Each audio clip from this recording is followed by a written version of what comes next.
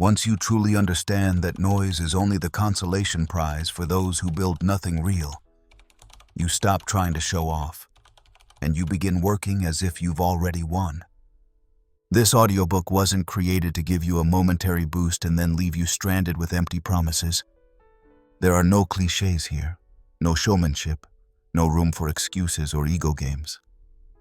Every chapter challenges you to go deeper, to drop the filter, and finally take responsibility in your thinking, in your actions, in your life.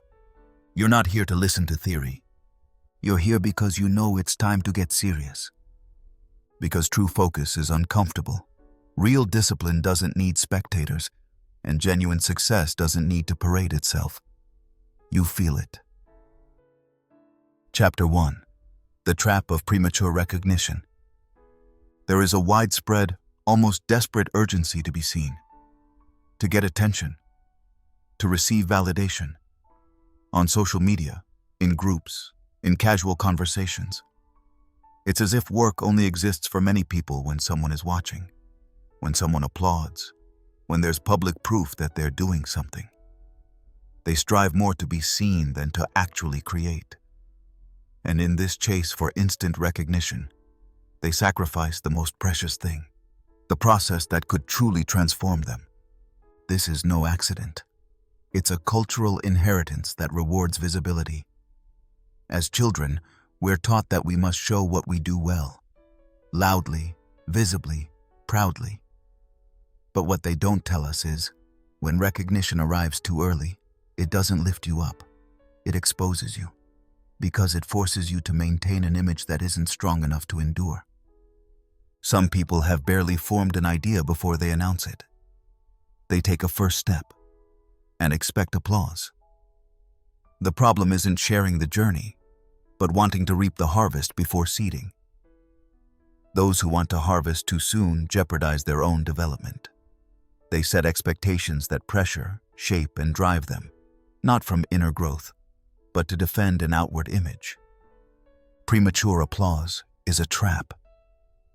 It feels like success, but in truth it's a distraction. It gives you the sensation of progress, even though you've barely begun. And this feeling of, "I've made it," is dangerously sweet. It's comfortable. It delivers a quick dopamine hit, but in the long run it leaves you empty. Because it severs you from the real process, the one no one sees, that isn't filmed, that nobody celebrates, the one that hurts, that demands, that transforms. There is something profoundly valuable about remaining unnoticed while you build, not having to explain your steps, protecting what you're creating, not because you want to hide, but out of respect for your work. Not everything needs to be visible to be valid. Not everything needs an audience. Some tasks can only be done in silence, because they are fragile, because they grow, because they need space to make mistakes, without instantly becoming a public story. Today's world pushes in the opposite direction. It demands constant visibility. If you don't post, it seems as if you're doing nothing. If you don't talk about what you're doing, it seems as if you're not working. But there's a massive difference between doing for inner drive and doing to be seen. And that difference, small as it may seem, changes everything. It decides the outcomes you achieve. And even more importantly, the person you become. People want to be on stage before they've rehearsed. They want recognition for intentions, not results. That's not just immature. It's dangerous, because it confuses self-worth with an inflated ego. It makes you dependent on others' opinions. And in that dependence, you lose power. You start making decisions based on what you can show, not on what truly moves you forward. True processes don't make noise. They are lived, breathed, endured alone, without witnesses, without likes, without comments, because character is born there. In that silent space where no one praises you, and you keep going anyway. Where no one tells you you're on the right path, but you follow it nonetheless. Where there's no guarantee of reward, and you still take your steps. That's where the real work happens. And when you reach that point, When you move with a conviction that doesn't depend on others' approval, you'll recognize something that not everyone can see. Silence is not a lack. It is focus. It is protection. It is clarity. If you don't show everything you do, you won't become invisible. You'll become free. Free from having to please. Free from having to explain yourself. Free from meeting expectations that were never yours. You have nothing to prove yet. The only thing you need to do now is build. With consistency. With intention. With genuine hunger.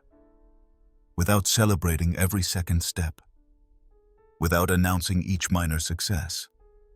Without turning every movement into self-presentation.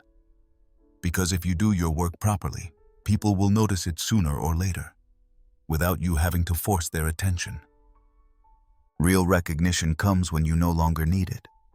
When your focus is so sharp that others' opinions don't matter. When you've come far enough that there's nothing left to say, only results that speak for themselves. When what you create is so solid that it doesn't matter whether it's seen today or in 5 years, it will have impact. That is what you should strive for. That inner security that doesn't live off gazes. That silence that isn't a retreat but a strategy. That resolve that needs no applause, because it has already won, inside. The trap of premature recognition lies in making you believe that progress is visibility. But the truth is, progress is progress, even if no one is watching. Your task is to keep going when no one's looking, and to act as if you've already won. Chapter 2. The Discipline. Nobody applauds. There are moments when you have to force yourself to get up, even though every part of you screams to delay. You've scarcely slept, you feel empty. No one would notice if you stayed in bed, but you get up. Not because you feel like it, not because you're motivated, but because you promised yourself. These moments count.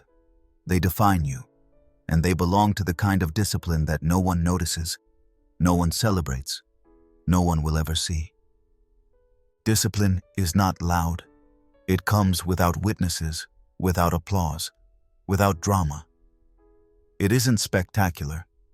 It's blunt, repetitive, sometimes even unpleasant. But that's exactly where its power lies. Because it shapes you deeply, quietly, consistently, until one day you have results no one can explain, but you know exactly where they came from. The world likes to see the end result. The success, the money, the body, the career. What it rarely wants to see is what preceded it.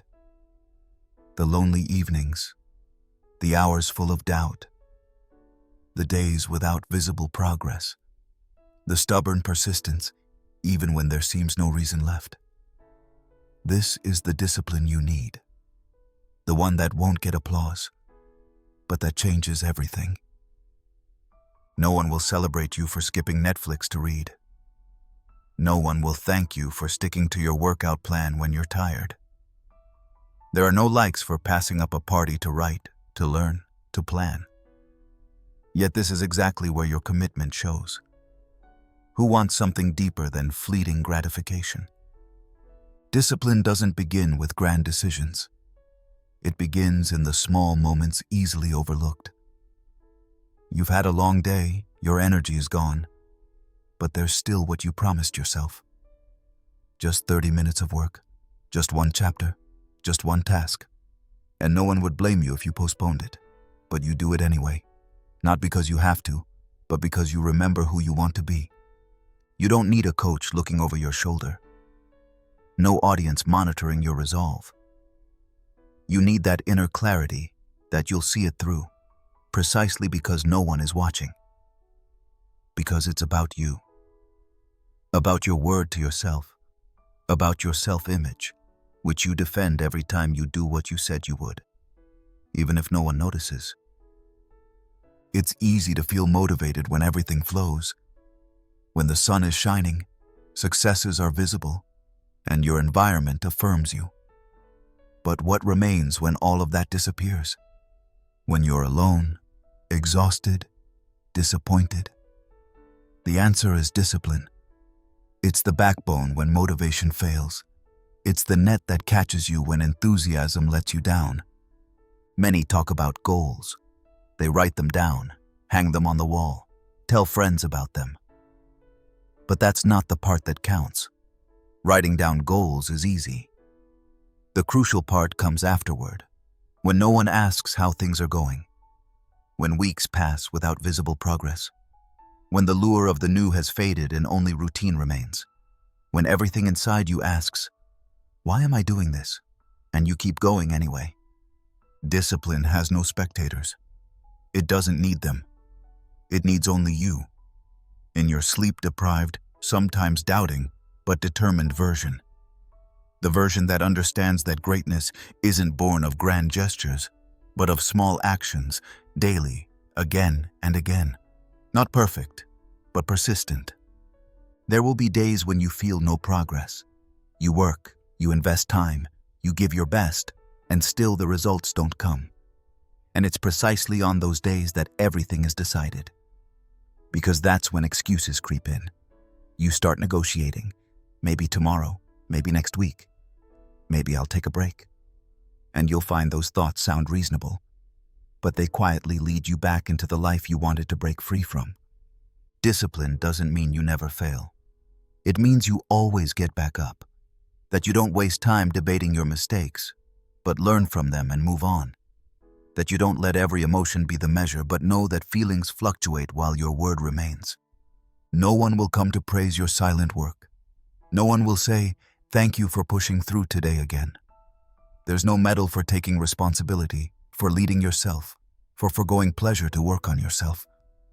But you will feel it within, in your self-respect, in your gaze which becomes clearer, in your calm that comes from knowing you can trust yourself. Discipline is uncomfortable because it forces you to act against what feels easier in the moment. But that's exactly why it makes you free. Free from moods, free from external circumstances, free from others' opinions. Because whoever can lead themselves is no longer controlled from outside. And the longer you walk this path, the more you'll realize you don't need the applause. You don't need validation, encouragement, or patting on the back. Because you know what you're doing. You see the change within.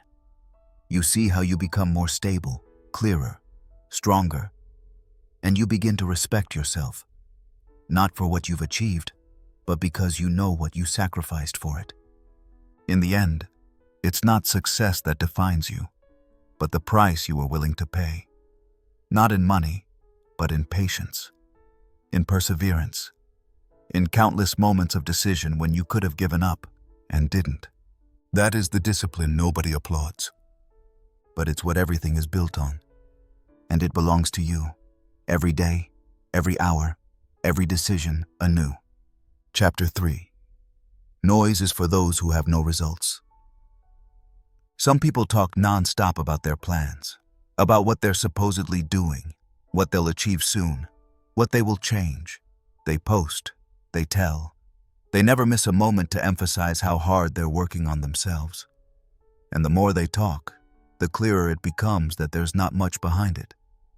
Because anyone who has real results has no time to constantly justify themselves. Anyone who really builds has little interest in explaining what they're doing. Noise is a sign of insecurity. It's a cloak, a substitute, an attempt to create meaning where none yet exists. People make noise because they hope it will look like progress. Because it's easier to give the impression of movement than to face the hard reality of silent work. Genuine work is often boring, repetitive, not Instagram-worthy, but it delivers results. And therein lies the difference. Those who truly deliver have learned to step back. They need no spectacle, no barrage of words, no constant updates, because they know that every word they invest in outward effect costs energy. And they need that energy for their project, their vision, their execution. They don't waste it on people who only consume and never contribute. The desire to be seen is deeply human. But if you place that desire above your progress, you will sabotage yourself. Because you begin to align your actions with how they look, not how effective they are. You become strategic in your appearance, but not in your substance. And you lose focus. Because you're no longer working on your thing, but on your image. Results need no defense. They are visible, tangible, undeniable. If you build a company that works, if you shape your body, if you perfect your skill, people notice. Not because you shout it, but because it can't be overlooked. Quality has presence, and that kind of presence needs no noise. It carries itself. The moment you start speaking less and doing more, everything changes. You become more productive, more focused, clearer. You stop explaining everything to everyone. You stop seeking approval. You work. You follow through. And suddenly you realize the time you once spent on presentation now yields real progress. Because you take yourself seriously. Those who need noise to be taken seriously know deep down they're not there yet. That they simulate more impact than they create. That they must protect themselves with attention because they sense their foundation is shaky. And this isn't a judgment. It's an observation. One that can help you examine yourself. Do you need attention, or do you want results? That's the question you must ask yourself. Not once, but regularly. Whenever you're tempted to post, to explain, to justify. Because each time you do so without necessity, you dissipate your power. You distract yourself from what's essential. You build unnecessary pressure. And you make yourself dependent on reactions that sustain you for seconds, yet deliver no real substance. There's a reason why truly successful people are often quiet. Why you only hear from them once they've completed something. Because they lead not with words but with actions. Because they invest their time in decisions, not explanations. Because they're not busy generating attention, but creating impact. Silence is not invisibility. Silence is strategy. It gives you space to think, to correct course, to work deeply. It shields you from premature judgments, from opinions that could shape you before you're clear enough yourself. In silence, you can reinvent yourself without being observed. You can experiment without fear of judgment. You can fail without anyone seeing. And you can grow until you're stable enough to become visible, with substance. People who are truly building something have no time for noise. They wake early, organize, learn, fall, get up again. And they do it not to be admired, but because they know what they want. Because they carry something bigger within them than the need for short-lived shine. Because they understand that impact must first originate within before it becomes noticeable outside. You will meet people who push you to show more. Who ask where they can see your progress, who want to judge you before you're ready. Learn to tune out those voices. Learn not to explain yourself. Learn not to define your worth by your words, but by your effort, your consistency, your perseverance. Because those are the things that count in the end. You don't need a stage when you're still rehearsing. You don't need applause when you're still developing. You need calm, concentration, focus. You need the courage to do things without praise, without being seen. And that is precisely what separates those who only talk from those who deliver. The quieter you become, the more you hear yourself. And that's exactly what you need. Clarity, not distraction, not approval, not noise. Clarity about who you are, what you want, what you're willing to do. And clarity that your worth isn't in how many words you speak, but in the quality of what you do. In the end, nobody remembers who was the loudest. They remember those who made a difference, who left a mark, who built something that endures. And that is not loud. It is steadfast. Noise is for those who have nothing to keep silent about. But you are working toward exactly this. That your results become so strong you no longer need to say a word. Chapter 4. Focus isn't inspiring, it's uncomfortable. Focusing sounds good. It sounds like clarity, purpose, a life in order. People love to talk about it. They post quotes, write to-do lists, hang vision boards on their walls. And they believe that focus must feel easy because it feels right. But that's an illusion. Focus isn't pleasant. It isn't comfortable. It isn't inspiring. Focus is a decision that pushes you to your limits, your patience, your discipline, day after day. True focus begins where it hurts. Not because you seek pain, but because you're willing to endure the uncomfortable without constantly seeking shortcuts. You say no to distractions, which sounds reasonable in theory, until you actually have to do it. Until you don't reply to messages even though you could. Until you decline invitations even though they sound enticing. Until you leave tasks undone that are easy but unrelated to what you really intend. And suddenly you realize, focus is a constant sacrifice of what feels good in favor of what matters in the long run. What nobody tells you is, focus makes you lonely. Not in a romantic, meaningful way, but in a raw, honest way. You spend hours alone. You have fewer conversations, less social contact, less entertainment. And you do it not because you want isolation, but because you understand that depth requires space. That genuine development doesn't happen when you're reachable every moment, but when you're willing to shut out the noise and confront yourself. Focus is uncomfortable because it shows you how often you lie to yourself, how often you keep busy just to feel productive instead of actually making progress, how often you let small distractions divert you because they're easier than what you really must do. And that moment of honesty hurts, because it confronts you not with external circumstances, but with your own escapism.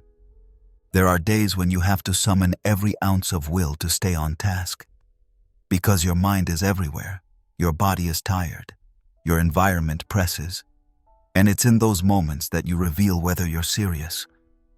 Not when everything flows, not when you're in the zone, but when you have to fight to stick with a single task. When you force yourself to work intensely for 1 hour while your inner resistance rages.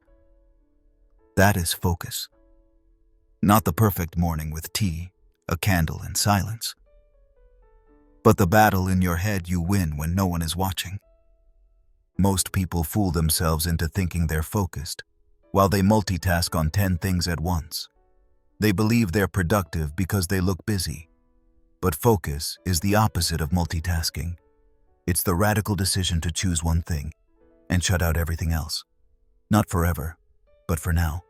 And that sacrifice often feels like a loss, even though it's a gain. You'll notice that your surroundings won't always understand what you're doing. People will ask why you withdraw, why you have less time, why you're no longer as spontaneous. And you'll feel tempted to explain. But you don't have to. Because those who truly focus act from an internal place, not out of defiance, not out of rebellion, but from clarity. And clarity needs no defense. Sometimes your own mind will be your greatest adversary. Thoughts that drag you down, doubts that sneak in, that voice asking if it's all worth it. And that's when you see how deeply rooted you really are. Whether you can withstand inner noise without numbing it. Whether you keep going when nothing in you calls for moving forward.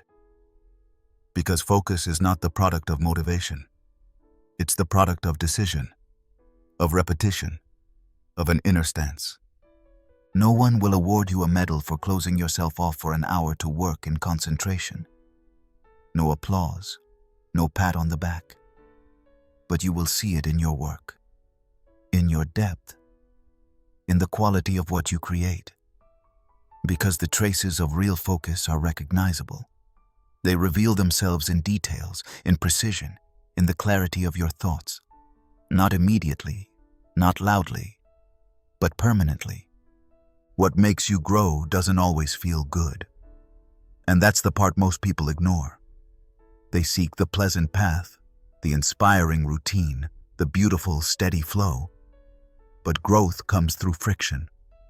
Focus is friction between what you want and what you feel, between the goal you pursue and the impulse to do everything else. And enduring that friction without quitting makes you stronger than any motivation in the world. It's not about being perfect, not about functioning like a machine every day. It's about holding a direction, returning again and again when you stray, leading yourself when no one pushes you, taking responsibility for your time, your energy, your decisions, and proving to yourself that you can. In the end, focus isn't what you post. It's not what you loudly proclaim. It's quiet. It's raw. It's personal. You feel it in how you work, how you think, how you behave when no one's watching. And the deeper you commit, the more you discover how much is within you, once you stop distracting yourself.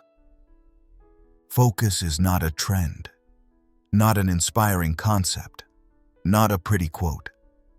Focus is a decision that feels uncomfortable but takes you where you want to go. Not tomorrow, but today. In every hour you choose against distraction and for yourself. Chapter 5. The process is sacred. Protect it. There is a part of your journey that belongs to no one but you. Not your friends, not your family, not your environment, not the internet. This part is raw, unpolished, contradictory, sometimes confusing, and that's precisely why it is so valuable. It's the space where you don't have to perform, but where you may truly understand. Where you're not required to deliver, but allowed to grow. Where you make mistakes, experience setbacks, have doubts, and all of it belongs. This very space is your process, and if you want to protect it, you must first recognize how easily it can be disturbed from the outside. People love results. They love clear before and after stories, success that can be measured. But hardly anyone cares about the chaotic middle, the phase in which you haven't yet decided, when you're still gathering yourself. This stage isn't photogenic. It's not marketable. It can't be posted, explained, or summed up in a single sentence. And that's exactly why you should keep it to yourself. Your process is like a construction site that mustn't be entered yet. Not because you're weak, not because you want to hide, but because some things need to grow without constant observation. Because every judgment, every opinion, every well-intended piece of advice is a risk, an external influence that can unsettle you faster than you think. You need room to breathe, not to react. And you only get that when you learn to set boundaries. Not out of arrogance, but out of self-respect. There are steps you must take without anyone knowing, not because they are secret, but because they're too fragile early on to share. An idea not yet ripe, a decision you're still carrying inside, a goal without firm shape. These require silence. Not to hide, but to develop.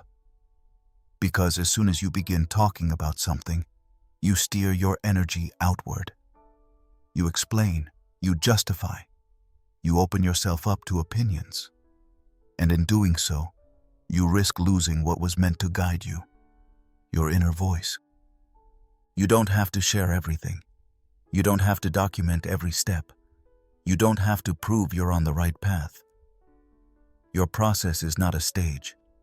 It is an inner terrain. And that means not everyone is invited to enter. Whoever fails to understand this has never truly built something of depth. Because everyone who has truly invested in themselves knows how vulnerable growth is, and how essential a protected space is for it. Today's world spotlights every project too early. Before it has substance, it's presented. Before it's understood, it's judged. And what may seem superficial has deeper consequences. The earlier you expose your inner self to the outside, the faster you become dependent.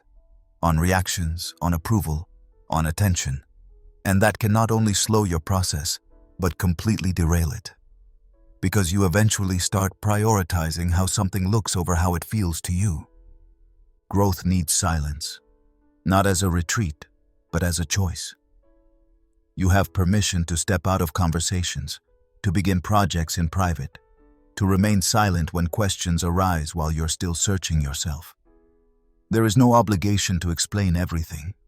On the contrary, the more you explain, the less space you have to sense what genuinely belongs to you. Sometimes you need chaos to find clarity, and that chaos isn't meant to be observed. It's meant to be lived through, without a script, without structure, without expectations. That's not a sign of weakness, but of depth, because what's easy to grasp is often shallow. What's hard to pin down usually carries weight, and that is precisely what makes your process untouchable. You will encounter voices claiming to know better, people who want to tell you how to become faster, better, more successful. Some mean well, others merely project what they themselves have never lived. And if you haven't learned to protect yourself, you will lose yourself. In comparisons, in insecurities, in ideas that were never yours. That's why it's so crucial that you don't open your innermost self to every opinion, not out of fear, but out of clarity, because you bear the responsibility to preserve it. The process is not the moment you shine. It's the moment you hone yourself, your mindset, your skills, your habits. It's the moment you let go of what no longer serves, even when you don't yet know what comes next. It's the moment you persist without guarantee, in which you keep moving despite no visible progress. And it's in that very part that what later carries you forward takes shape. You owe no one an account as long as you're in the building phase. You don't have to explain yourself. You may remain opaque. You may still search, doubt, err, and you may keep all of it to yourself. Not out of fear, but out of clarity. Because you know you don't have to prove anything until you're convinced yourself.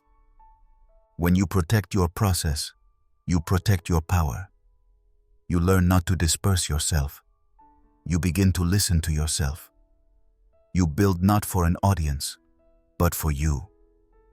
And that is precisely what makes the difference later on. Because when you're finally ready to reveal something, it won't be fragile. It will have grown, with substance, with depth, with conviction. What you build in silence has a different quality. It bears your signature, not others' expectations. It isn't smoothed over. It isn't defined from the outside. It is real. And real is rare. That is why it's precious. And that is why you must protect it with everything you have. Chapter 6. Your goals don't need an audience. You don't have to tell anyone what you're planning. Not because it's a secret, not because you want to hide, but because real goals don't need a stage to be real. They don't need announcing. They don't need celebrating, liking, or validation. They don't need to shine, provoke, or impress. True goals live inside you, quietly, powerfully, and when you give them space, they unfold not through words, but through actions. Many people confuse announcement with execution. They believe a goal is stronger when it's declared aloud, when you talk about it, visualize it, shout it into the world. And yes, this can generate energy. It can motivate you in the short term, grab attention, create the appearance of resolve. But it doesn't change the fact that words build nothing. What moves you forward isn't talking about the goal, but the silent struggle on the way there. If you share your plans too soon, something happens that's often underestimated. You get feedback. And that feedback is rarely neutral. Some applaud, some doubt. Some tell you what you should do differently. Before you know it, you start orienting yourself around it. You adjust. You correct. Not because you're convinced, but because you want to please. And your goal, which was once clear, begins dissolving into the expectations of others. You don't need that. You don't need applause before you've even taken a single step. You don't need opinions on a path you haven't walked yet. You need clarity. And clarity doesn't come from conversations. It comes from doing. The moment you truly begin to act, you feel what works and what doesn't. Not theoretically, not hypothetically, but concretely. And that is what breathes life into your goal. Goals are not decoration. They are a decision. And every decision carries responsibility for your actions, for your pace, for your setbacks. If you share that responsibility before you bear it, you hand over part of your power. Because you're no longer building for yourself, but for an audience. And you lose touch with what originally drove you. What is meant to grow strong must be protected. And the same applies to your goals. You don't have to hide them, but you don't have to display them. You may work on them without naming them constantly. You may change without commenting. You may set new standards without announcing them. And you may abandon anything that no longer serves you, without explaining yourself. Sometimes greatness arises in the absence of noise, in a daily routine that's quiet, unspectacular, almost monotonous. You get up, you work, you repeat, you correct, you grow, and no one sees it. No one praises you, no one asks. And that's good, because it's this invisible part that builds your substance. It's the part no one comments on because it's not visible, but it's there. And it works. Deeply, lastingly, unshakably. When you eventually reach a point where you feel you've changed, become stronger, clearer, more determined, then it will show. Not in words, not in posts, not in promises, but in what you do, in your presence, in your posture, in the decisions you make and the paths you take. Then no one will have to talk about your goal. They will see it. Without explanation. Many people try to force discipline through visibility. They hope that by publicly announcing their goal, they'll be compelled to follow through. But that's not true commitment. It's pressure. And external pressure is unstable. It works only as long as someone is watching. When no one's looking, it collapses. What you need isn't an outside eye, but an inner clarity.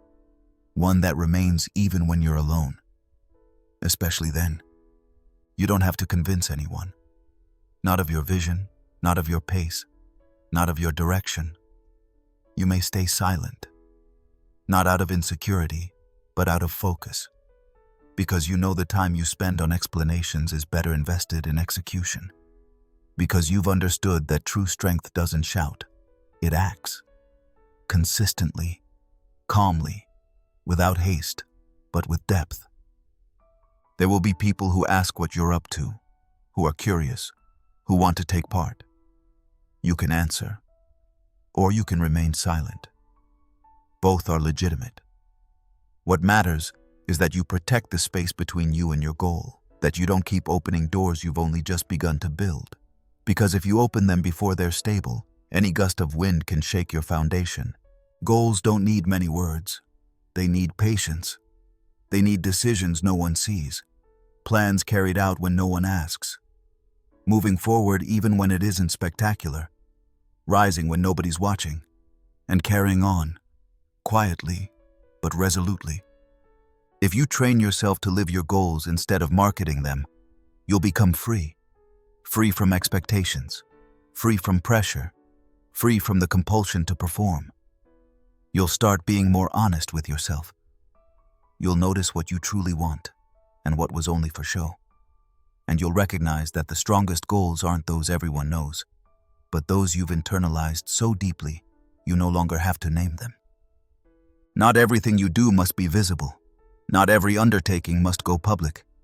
Some things may simply remain yours. And that is not less valuable. It is often more. Because what no one comments on cannot be corrupted. What lives only in you stays free. Free to grow, to change, to deepen. Without judgment, without comparison, without disturbance. Your goals don't need advertising. They need you, fully, awake, ready to do, not to explain. Chapter 7. Your focus is non-negotiable. There comes a point when you must stop explaining yourself. When you no longer have time for discussions, misunderstandings, or compromises that pull you off course. If you truly want to move forward, if you want to build something meaningful, there is only one thing you must defend as sacred: your focus. And that focus must not be up for debate. Not with others, not with your old self, not with a life that keeps trying to drag you back into habits you've long outgrown. It starts subtlety. A small favor here, a spontaneous meeting there, a conversation that seems harmless but takes root in your mind. Suddenly, your day is gone without having done what truly mattered. You gave away your energy. You let yourself be pulled out of the moment, out of the depth, out of what really counts. And if you allow that often enough, it becomes the norm. You function, but you don't get ahead. Your focus is non-negotiable because your life isn't endless. You don't have unlimited time, energy, or chances. You must learn to see what many refuse to see: that every moment you let yourself be distracted is a moment that never returns, and that the sum of those moments decides whether you reach where you want to go or merely stay busy. People will resent you when you set boundaries, when you don't respond instantly, when you don't remain constantly available, when you suddenly set clear priorities. They'll say you've changed, that you're no longer laid back or accessible. And they'll be right. Because focus changes you. It makes you sharper, more demanding, more uncompromising. Not because you become cold, but because you've realized you no longer want to waste your life on what merely occupies you without fulfilling you. You need no permission to withdraw, no explanation for why you don't react to everything. You're not here to be at everyone's disposal. You're here to walk your path. And that path requires decisions that won't please everyone. You'll have to decline invitations, end conversations, loosen ties that don't serve you. This isn't a loss. It's clarification. Focus isn't a feeling. It isn't a mood that overtakes you when circumstances are perfect. Focus is an attitude. Something you earn, defend, and train, day by day. And that also means setting boundaries. Not someday, but now. Not tentatively, but clearly. Because if you don't, you end up externally steered. You'll react rather than lead.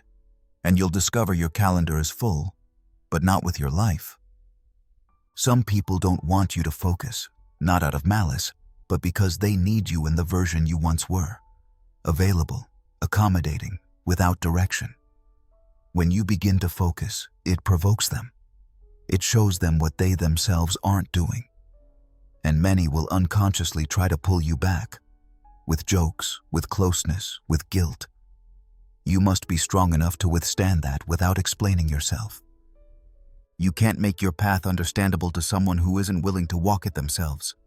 And you don't have to. Your focus needs no justification. It needs consistency.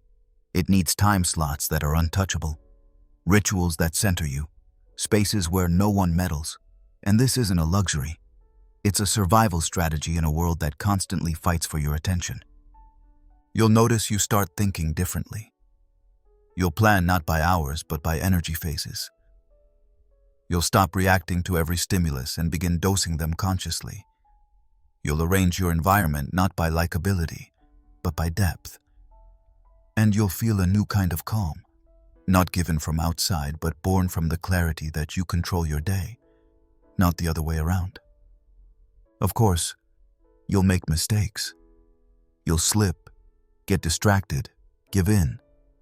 That's normal. But you'll learn to return faster. You'll realize how much you need silence to think clearly, how much you need solitude so you don't lose yourself, and how much your progress depends on you stopping the constant interruptions of yourself. You're not rude when you focus. You're not selfish when you protect your time. You're not aloof when you withdraw from conversations that add nothing. You're on your path, and that path isn't meant for everyone to understand. It doesn't have to be. What matters is that you keep walking it, every day, step by step, focused, directed, awake. Focus isn't a project. It's not a state you reach once and then keep. It's something you must recreate again and again. And that means reflect, let go, readjust. There will be times when your focus cracks, times when you're tired, overwhelmed, empty. Then you don't need motivation, but a reminder. A reminder why you started, what's at stake, and what you'd lose if you let yourself get distracted again. In the end, not much remains. Only what you truly carried through. Only what you devoted all your attention to. Everything else was noise. Movement without direction. Proximity without depth. Tasks without meaning. And precisely for that reason, your focus is non-negotiable. Because it is the only filter that protects you from a life that feels like yours, but never really was. Chapter 8. Energy is not shared. It's guarded. Your energy is your resource. It's finite, even if you sometimes refuse to admit it. And it's fragile, sensitive, vulnerable to every kind of influence, conscious or not. The hard truth many won't hear is this: you can't be everywhere at once. You can't do justice to everyone, and you certainly can't give indefinitely without eventually running dry. That's why you must stop giving away your energy, not because you're stingy, but because you've understood its true value. It often begins unnoticed. You have a brief chat that lingers with you for hours afterward. You say yes to a request, though you know deep down it will cost you. You scroll through content unrelated to your life, yet it still affects you, drags you down, wears you out. And before you know it, you feel drained. Though you did nothing big, you were simply open, too open. Many confuse openness with connection. They believe you're only human if you make yourself always available, always reachable, always empathetic. But that's a fallacy. The more you open yourself to others without filters or boundaries, the more you lose control over your own emotional balance. And that's where the waste begins, not of time, but of your inner substance. You're not obliged to let every conversation draw you in. You don't have to hear every opinion, share every mood, absorb every story. Because here's what many don't grasp. Listening costs energy. Understanding costs energy. Even compassion costs energy. And if you constantly give that energy away without replenishing it, you'll eventually have nothing left to give, even to yourself. It's not about becoming cold. It's about becoming conscious. Recognizing that you can't hold everything, and that you don't have to. You're not the emotional catchment for others' confusion. You're not an open window for every gust of wind. You may decide what you let in, not to distance yourself, but to protect yourself. People who can't regulate themselves seek those who will do it for them. They bring chaos to your order, restlessness to your clarity, urgency to your calm. And often they don't do it with bad intent. They do it because they themselves are overwhelmed. But just because someone else is stressed doesn't mean you have to be. Just because someone lives in drama doesn't mean you must play along. You may observe without getting pulled in. You may empathize without suffering. You must learn to read your energy like an account statement. Every impulse, every decision, every encounter has a cost. And if you keep overdrawing, you'll pay in exhaustion, irritability, and emotional distance from yourself. And at some point you'll find you function, but no longer feel. You give, but no longer from abundance, only from obligation. And that's exactly where you lose yourself. Protecting your energy doesn't start with others. It starts with you, with your attention, how you handle digital stimuli, the way you take breaks, create space, and honor rituals. If you're always reacting, you lose your center. And without a center, there's no direction. Without direction, there's no power. You become someone who appears busy but no longer lives consciously. You don't have to comment on everything. You don't have to answer every message. You don't have to jump on every topic. You may simply be unavailable to others, to opinions, to distraction, and deliberately to expectations. Not out of ignorance, but out of self-preservation. Because every time you say no to something that drains you, you say yes to something that empowers you. It's about priorities, and your energy must top the list, because it's the source of your thoughts, decisions, and actions. The tired rarely make good choices. The drained lose clarity, and those who endlessly cater to everyone eventually lose themselves. That's why self-care isn't selfish. It's a strategic decision. If you sense your energy waning in a room, you may leave. If you feel empty after talking to someone, you may reconsider the connection. If a task devours you internally, you may reevaluate it. You're under no obligation to sacrifice yourself for anyone. Not for expectations, not for harmony, not for old patterns that never served you. You may learn to defend your energy like a boundary, actively, not passively, with decisions, not words. And you'll notice how your life changes. You'll feel clearer, more upright, less vulnerable to external fluctuations. And that's exactly what you need to create something lasting that truly comes from you, not from what others want you to be. Your energy isn't there to evaporate into everyone's opinion. It isn't there to scatter across conversations that don't serve you. It isn't there to be wasted. It's there to be gathered, focused, organized, aligned with what builds you up, strengthens you, and puts you in your power. And no, it won't always meet with understanding. People will think you overreact, distant, maybe even cold. But that's the price of taking yourself seriously, of no longer making yourself constantly available, of treating your life not as an open system, but as a protected space where not just anyone is welcome. You're not arrogant when you protect yourself. You're not hard when you set boundaries. You're not odd when you invest your energy only where it grows. You're awake, you're clear, and you're responsible for yourself, your power, your path. Everything else may stay out. No guilt, no explanations, simply because you're worth it. Chapter 9. Showing it too soon makes it weaker. Some things need darkness to grow, not because they must be hidden, but because they find their form in private. An idea is like a seed, fragile, unfinished, vulnerable. If you drag it into the light too early, before its roots are strong enough, you risk drying it out, watching it wither. Not because it was bad, but because you didn't give it time to take hold. There are phases in life when you should remain silent, not out of insecurity, but out of respect. You have a vision, a goal, a project. Maybe for the first time in a long while, you feel something clearing within you. It's exciting. It burns inside you. You want to talk. You want others to see it. And precisely there lies the danger. Because once you share it, the dynamic changes. An inner impulse becomes an external demand. A possibility becomes an expectation. And your private space becomes a stage.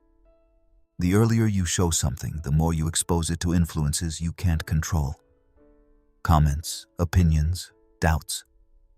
Even well-meaning reactions can distort your thinking. Suddenly you start viewing your project from others' perspectives. You wonder how it's received, how it appears, whether it's enough. And in that process, you lose access to what truly drove you. Not because you're weak, but because you're human, susceptible, impressionable, open. Growth requires intimacy. You need space to experiment without being judged. You need time to make mistakes without anyone watching. You need the freedom to turn back, rethink, without an audience. And you only get that if you don't share too soon. If you decide consciously what you open and when. Not as tactic, but as protection. Many reveal too early because they seek validation.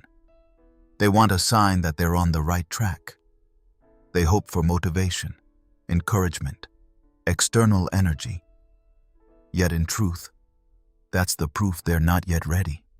Because anyone truly immersed in their process has no need to talk about it. They're too busy doing, too deep in the build, too focused on what's growing. You don't have to publish every detail of your journey. You don't have to speak every goal aloud.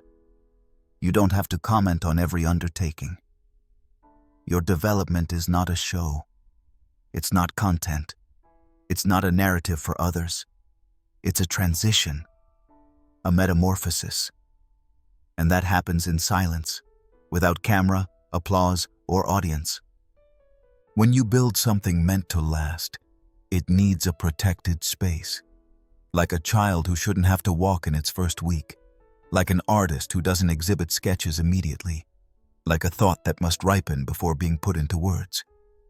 This isn't weakness, it's maturity, and it shows in your lack of need to constantly explain.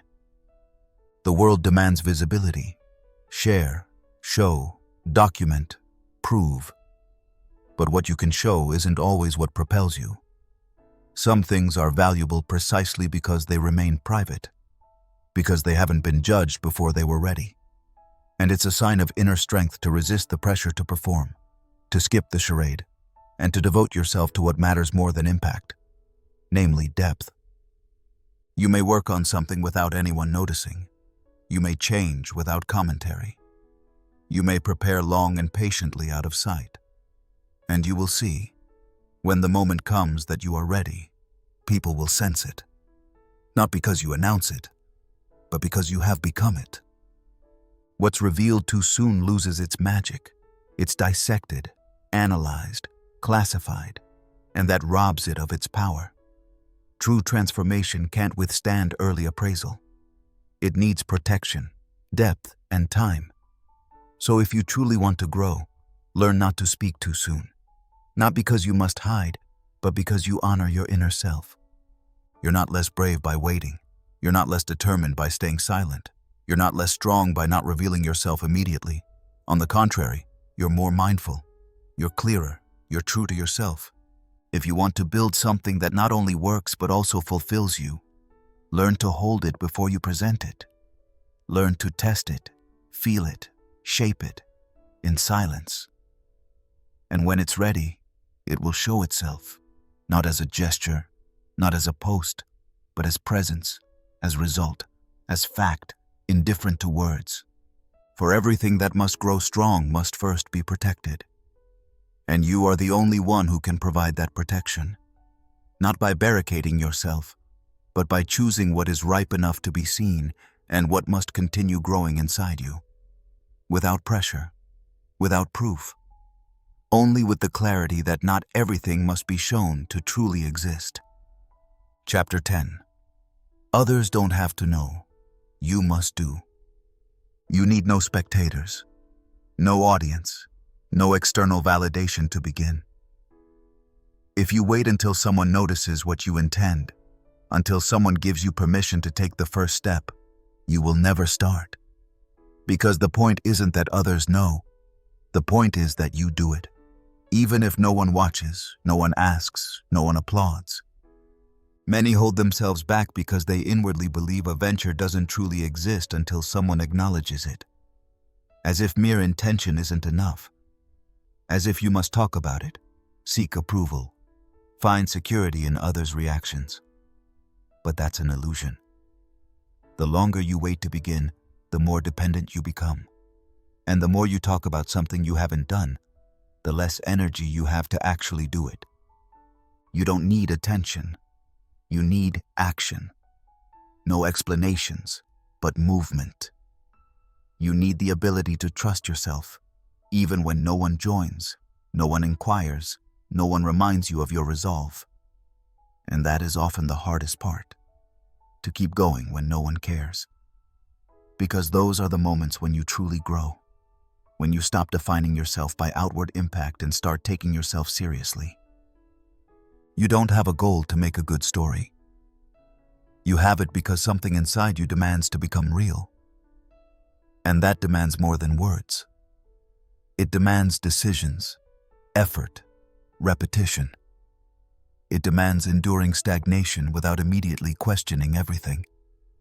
And above all, it demands you stop adorning yourself with your idea before you've lived it. It's not about what you can say. It's about what you do when no one asks, when no one pats you on the back, when your progress remains silent, uncommented, unnoticed, when you work while others showcase themselves, when you make mistakes, learn, and press on without applause. Precisely in those phases, the decision is made whether you genuinely want to build something or merely maintain an image that never had substance. The impulse to let others in often stems from insecurity, from a need to feel safe. You want reassurance that you're on the right path, that you're not alone. But that doesn't help you.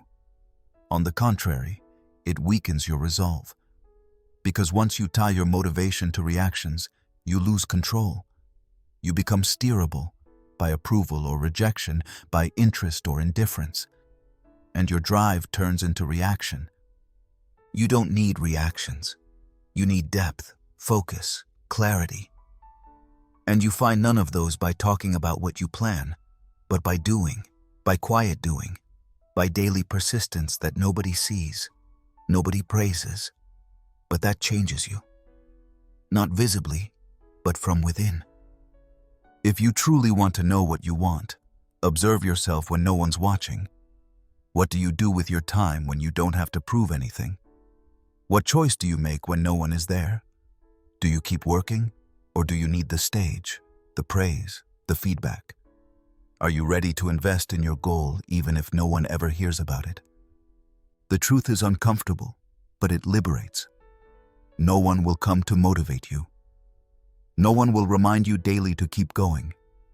That's your job, your inner job. You cannot outsource it. You cannot delegate it. You cannot replace it with approval. If you want something to grow, you must water it, again and again, even when you're tired, even when you doubt, even when weeks pass with no visible progress. You don't need grand words, promises, or prideful long-term plans you announce. You need daily deeds, small steps taken consistently, not out of compulsion, but out of conviction. From the inner stance that you owe it to your goal, not because others know, but because you decided it for yourself. And yes, sometimes you'll feel the urge to share what you're doing, perhaps out of pride, loneliness, or simply the sense that it matters more if someone sees. But when you take a deep breath, go quiet, and ask yourself what truly matters, you'll realize it doesn't matter who knows. It only matters that you do it. The progress that truly changes things is the kind you don't have to explain, the kind visible in your gaze, your persistence, your presence, the kind you can't hear but can feel. And that progress doesn't arise from words. It arises from discipline, decisions you make even when no one understands them, steps you take even when no one notices them, a life you lead even when you're not showing it off. You don't have to prove to anyone that you're changing. You only have to change. You don't have to show anyone that you're growing. You only have to grow. You don't have to explain where you're going. You only have to go. And that is the difference between intention and execution, between wish and truth, between dreams and responsibility. So stop talking about it. Stop selling it. Stop showing it. Just do it. Every day. For yourself. Not because someone must know, but because you know you need it. Chapter 11. Excellence is born in silence. If you truly want to attain an extraordinary level, whether in your profession, in your thinking, in your discipline, or in your mindset, you must come to terms with an uncomfortable truth. The decisive steps happen where no one is watching. Not on stage, not in the spotlight, not in front of an audience. Excellence is born quietly. In moments nobody documents. In rooms nobody enters, except you. Most people want results without living through the lonely hours that precede them. They want to see mastery, not the mistakes, the chaos, the frustration, the exhaustion that were necessary just to get there. Yet therein lies the difference. Those who truly grow have learned to love the invisible, not because it's pleasant, but because it's honest. In private, you cannot bluff. You cannot pretend.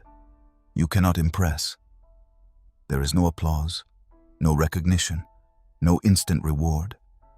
Only you, your reflection, and whatever you're willing to invest. You train your endurance when you show up tired. You hone your focus when you refuse to be distracted by the noise within. You build character when you stop making excuses and take responsibility. And none of this happens in public. It happens when you get up, though you owe no one an account. When you practice, though no one's counting the repetitions. When you correct yourself, unnoticed. When you keep reading while others have already shut off.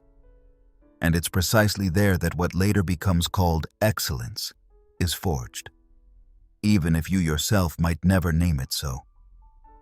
Excellence has nothing to do with perfection. It doesn't arise from pressure, but from depth, from the decision not to settle for mediocrity, not because someone told you that you're capable of more, but because you feel deep inside that you are, and because you have the courage to do what others avoid, to be patient with yourself, to be persistent in phases when nothing seems to move forward, to be precise where others remain superficial, not out of compulsion, but out of respect for your own development. What you show publicly is always only the tip.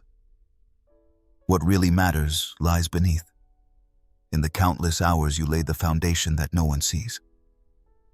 True progress happens when you don't talk about it, when you simply do what must be done, when you don't debate whether you're motivated, but you move because you have a goal greater than your current feeling.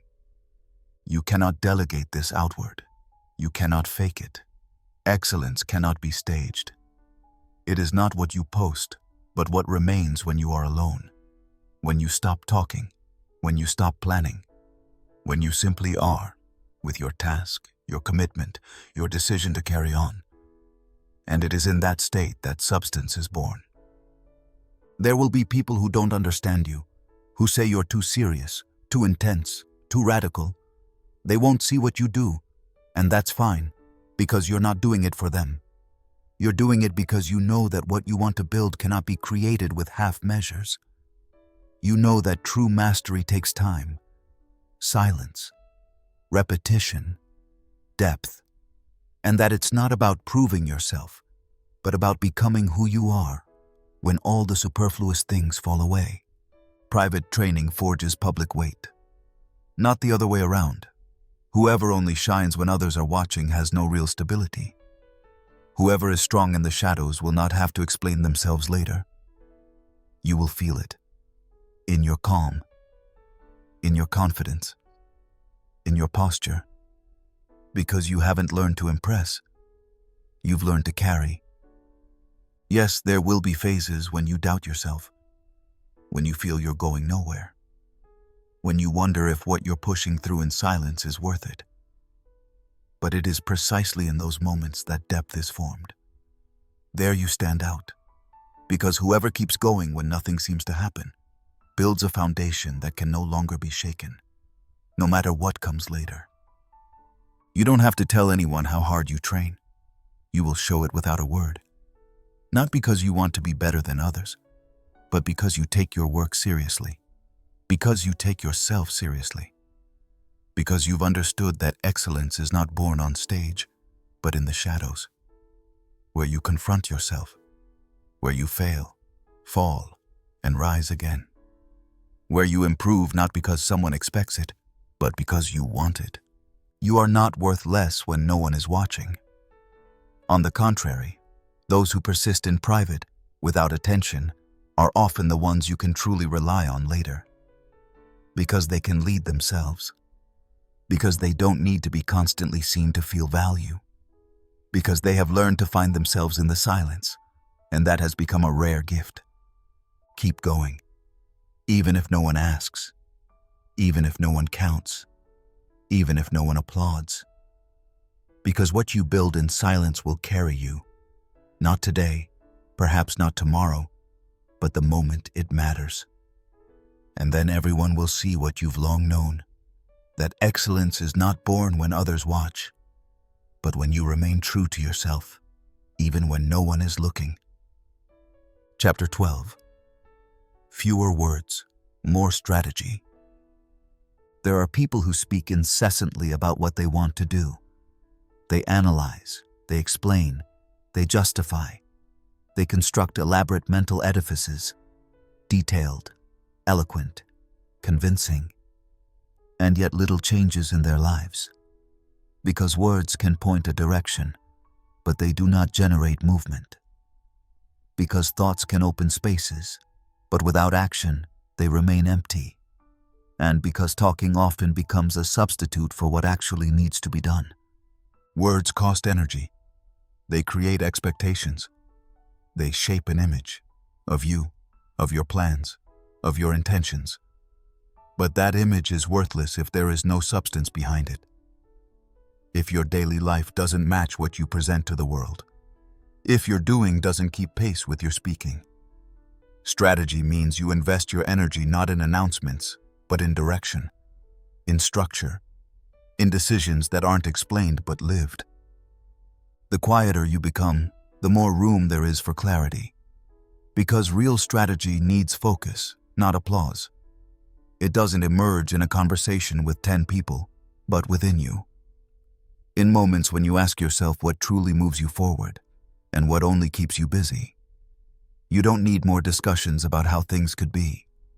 You need a plan that clicks, a system that supports you when your motivation wavers, a framework in which you don't have to rethink everything, but in which you just move forward, step by step, because you know where you're headed.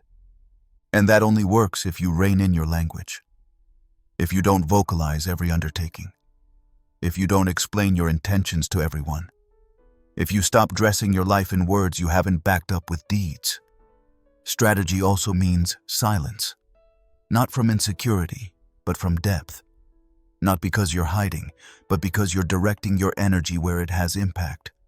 Those who act strategically need no drama, no justifications, no constant repetition of the same story.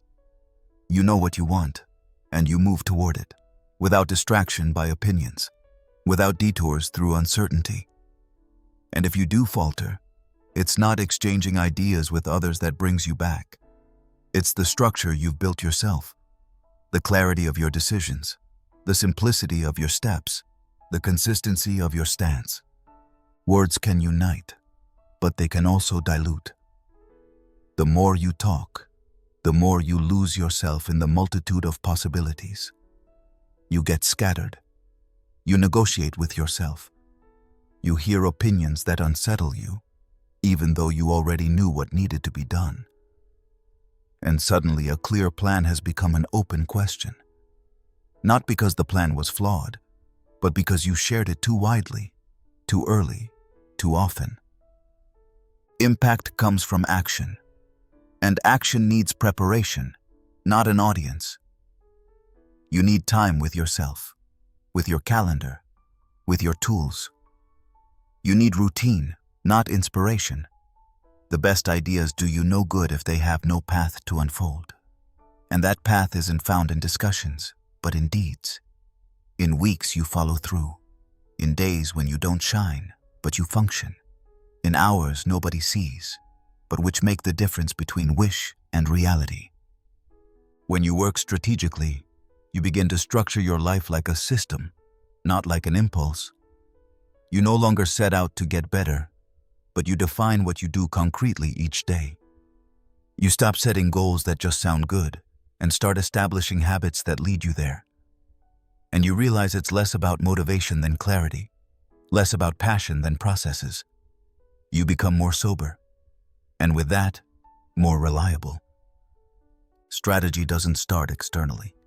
It starts with the decision of what you really want, not what you want to tell others, not what looks good, not what impresses in the short term, but what gives you direction in the long run. And once you know that, you can stop talking about it and start doing it. quietly, step by step, without having to explain why to anyone. Many confuse strategy with planning, but planning is only a part. Strategy is an attitude. It shows in how you handle setbacks, whether you realign instead of complaining, whether you adapt instead of capitulating, whether you learn instead of justifying. And you don't do that with words. You do it by doing. If you embrace strategy, you will change. You will speak less, promise less, explain less. You will focus, choose your environment more consciously, allocate your time more strictly, and you will notice how much more calm enters your life. Not because everything runs perfectly, but because you know where you're going, and because you have a path you walk, even when no one is watching. Strategy is not something you wear on the outside. It doesn't show in conversation, but in how you structure your day.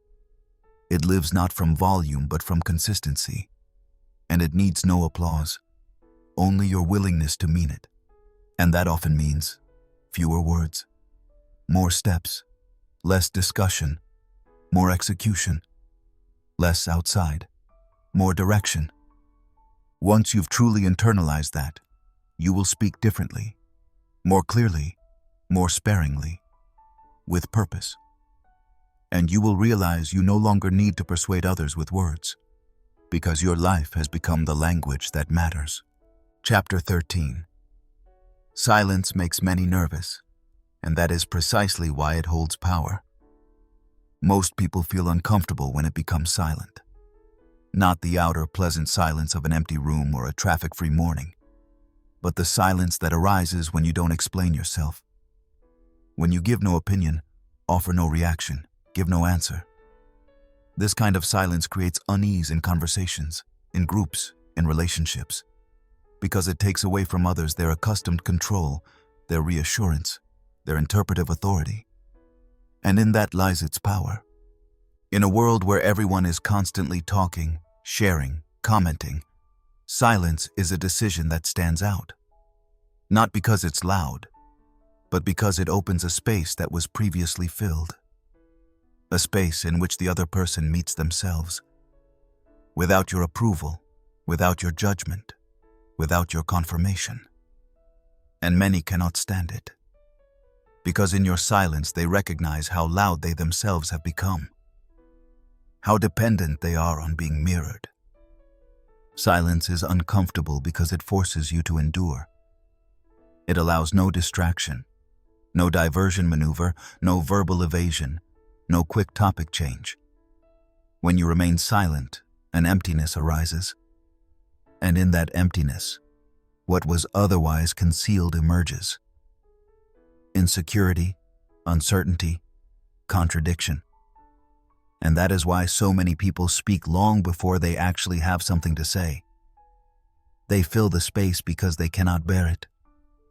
But you don't have to join in. You don't have to finish every sentence, break every pause, justify every quiet moment. You may remain silent. Not out of spite, but out of conviction. From the knowledge that you don't have to prove yourself constantly. That you aren't responsible for others' inner balance. That you are not obliged to position yourself at every turn. Sometimes, silence is the clearest stand, because it shows that you are not reacting, because you don't have to, that you don't give away your energy, that you don't define your worth by approval, and that you've learned not to be driven. If you manage to experience silence not as a lack but as strength, you will hear yourself more clearly. You will sort your thoughts before you share them. You will decide whether a reaction is necessary or only expected. And you will notice how often people try to pull you into words only because they themselves cannot bear their own uncertainty.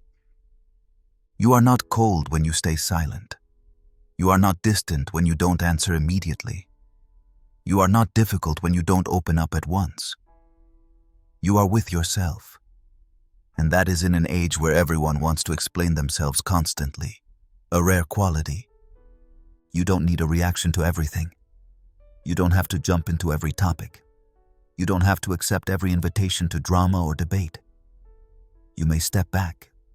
You may wait. You may show presence without losing words. And you will find those who cannot rest in silence will try to provoke you when you do. That is not your problem. Silence is also protection.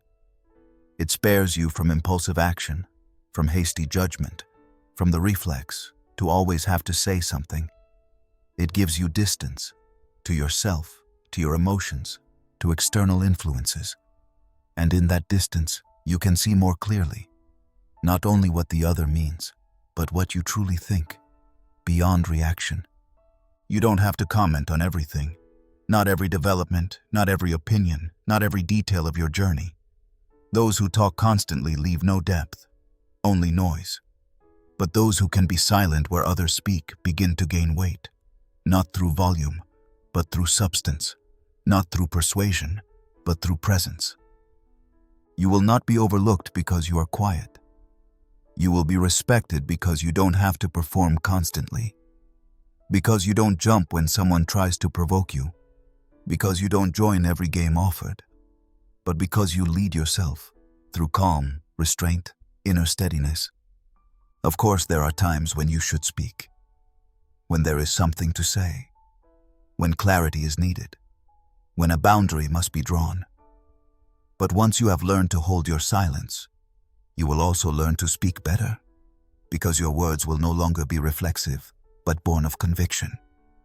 You will realize that you are not less effective because you don't answer everything, but that you occupy more space precisely because you don't react to every impulse. That you are not perceived as weak, but as someone who controls, not scatters their energy, and that through silence you often effect more change than through 1,000 words. Silence is not retreat. It is an expression of control, of inner stability, and it is uncomfortable for all who depend on you constantly exposing yourself, constantly proving yourself, constantly explaining. You no longer have to do that. You may choose when to speak and when not to, because you know that in silence often more is said than in 1,000 sentences. And because you are ready to endure this power and to use it. Chapter 14. The ego craves likes, the vision craves results. When you set out to build something of your own, whether a project, a business, a new lifestyle, or a personal transformation, you will soon feel two forces within you that do not speak the same language. One wants to be seen, recognized, applauded. It yearns for visibility, for ovation, for immediate feedback. It lives off instant gratification, applause, comparison. That is your ego. The other remains quiet, enduring, relentless. It cares not for likes but for progress, for substance, for the long term. That is your vision, and you will have to choose whom to follow. The ego demands reaction. It loves the feeling that someone is watching, confirming, marveling. It spins narratives before the first step is even taken. It stages itself, often convincingly, often charmingly, but rarely with depth. And it grows impatient when the applause doesn't come, when no one asks, when no one claps, when progress is not immediately admired. Then the ego gets loud. It calls for attention. It demands a stage. It fools you into believing that visibility equals significance. But that is an illusion, because true vision has patience. It needs no show. It doesn't ask who's watching. It only asks whether you did today what needed to be done. Vision grows in the background. It chases no trends. It cares not for clicks, not for followers, not for the algorithm's applause. It wants results, not for display, but as a foundation. As proof, not to others, but to yourself. When you follow your vision, you learn to think long-term. You begin to build things that don't have to be finished today. You no longer plan for attention, but for impact. You become more selective, clearer, more exacting, because you stop caring how something appears and start caring whether it works, whether it endures, whether it sustains. The ego wants to show what you intend. The vision wants you to implement it first. The ego talks a lot, moves little. The vision is silent, but it moves you forward every day, even when no one is watching. And that is the essence. The vision needs no stage, because it's no spectacle. It is a line you draw, not for others, but for yourself. You work, you build, you live, even if no one claps, even if no one asks, even if no one understands what you're doing. And that is strength, because you no longer let yourself be driven by the hunger for attention, but by the clarity of what truly matters to you. Of course, the ego will keep reappearing. It will tempt you with quick wins, with the idea that a bit of showmanship will get you there faster. It will whisper that you should be further along, that you should flaunt how hard you're fighting, that you must prove how determined you are, and you will be tempted. Because recognition feels good, but it does not nourish you. Vision nourishes you. Not instantly, not with sugar, but with substance. With genuine progress, with measurable growth, with the knowledge that you are on the right path, even if no one sees it. It shapes you, not through applause, but through responsibility, not through praise, but through depth. It forces you to grow, not only in your abilities, but in your stance. At some point, you will feel yourself becoming calmer. You will need no praise, no updates, no audience. You will know what you're doing, and that will be enough. Not because you are emotionless, but because you focus on what counts. You no longer measure your progress by reactions, but by results. You walk the path even if you explain it to no one, and you stay the course, not because it's visible, but because it aligns with you. The ego screams. The vision works. The ego seeks outward effect. The vision seeks depth. The ego asks, how do I come across? The vision asks, what remains when I'm gone? And that is the measure that changes everything. When you start to orient yourself toward your long-term influence, toward what you truly want to move, regardless of whether anyone notices, you will no longer take your ego so seriously. You will listen to it, yes. You may even observe it with a knowing smile, but you will no longer follow it. You will stop acting to impress. Instead, you will act to create. And you will achieve results, slowly, honestly, solidly. Because that is what true vision demands. That you live not for likes, but for impact. That you work not for applause, but for change. And that you don't wait to be seen, but become so clear that you cannot be overlooked. Not because you are loud, but because your results speak, and because your path was consistent long before anyone watched. Chapter 15. Being unstoppable is not announced, it is proven. There are people who announce every goal as if it were already achieved. They talk about discipline before they've practiced it. They speak of focus while constantly getting distracted. They write the word commitment in their bios as if it lends weight, although deep down they haven't sustained a single decision long term. And it's not entirely their fault. Today's world rewards appearance, not perseverance. Packaging, not process.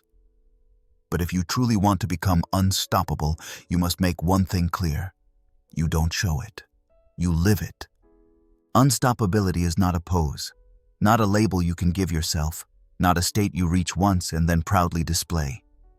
It is the result of repetition, persistence, decisions you made in private and followed through on, even on days when every fiber of your being screamed to quit. And that's why you don't see it immediately. Because it doesn't begin loudly, but quietly. Not visibly, but inwardly. Not in words, but in stance. You don't become unstoppable because you're motivated. You become it because you've learned to move even when motivation has long faded. Because you don't wait for the perfect setting, not for approval, not for inspiration, but because you know you have to do today what must be done. Period. And that consistency you feel eventually, not because you talk about it, but because it transforms you. In your gaze, in your stride, in your presence. The mistake isn't in formulating goals. The mistake is selling them as part of your identity before you've even started chasing them. Those who constantly talk about their plans weaken themselves, not because the vision is wrong, but because talking often takes the place that doing should occupy. You don't need a new strategy, a new method, a new tagline on your profile. You need rhythm, repetition, clarity, and a level of self-responsibility so strong that you no longer define yourself by pronouncements. People who truly follow through say little. They show it in how they live, how they think, how they make decisions. They aren't out to impress. They want impact. And impact isn't created by noise, but by substance. You recognize them because they talk less and move more. They rarely debate and often deliver. They don't need attention, but space. To work, to build, to grow. To be unstoppable means you know your direction, and you hold it even when everything shakes. That you keep going when others stand still. That you aren't stopped by short-term setbacks because you work on something greater than your momentary feeling. It doesn't mean you have no doubts. It means you've learned to carry them without giving them control. It means you show up even when no one expects you. That you deliver even when no one demands it. That you remain even when the applause has faded. And that will be seen. Not immediately, not in likes or comments, but in how you push through without fighting others. How you evolve without constantly reinventing your image. How you carry yourself through phases when others would have long since given up. Not because you're tougher, but because you're more determined, clearer, more focused. Many want to appear accomplished before they've done the work, to win without having played, to dominate without mastering the fundamentals. But whoever truly goes deep, whoever surrenders to the process, without show, without reward, without attention, will sooner or later become unstoppable. Because they are no longer dependent on reaction. They have learned to steer themselves, to carry themselves. And that is something that cannot be copied. Not with words, not with appearances, only with work and time. When you've decided to walk the path, truly walk it, you no longer need slogans. You no longer need explanations. Then your everyday life becomes your statement. Your calm becomes your power, your routine your foundation, and your results your language. You will realize you no longer have to say anything to be taken seriously, because people sense that you're not playing a game, that you are there, reliable, purposeful, clear. That is the moment you stop trying to portray something. You are no longer playing a role, you are yourself. And that changes everything. You stop comparing yourself. You stop constantly justifying yourself. You work, you live, you move, and those who observe you will notice. You're not faster, you're not louder, but you are unstoppable, because you know where you're going, and you don't waste a second announcing it. You do it again and again, and that is enough.